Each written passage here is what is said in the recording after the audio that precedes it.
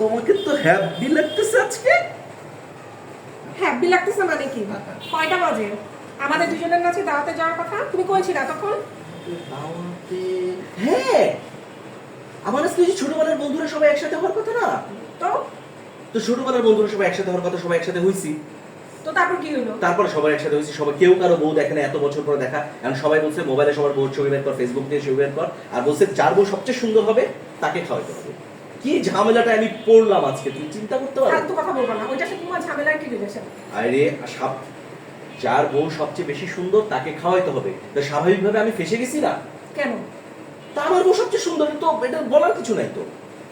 ও তারপরে আর কি, আমি অর্ডার করলাম, বিল দিলাম সবার, অথচ আমি খাইতে পারি না জানো।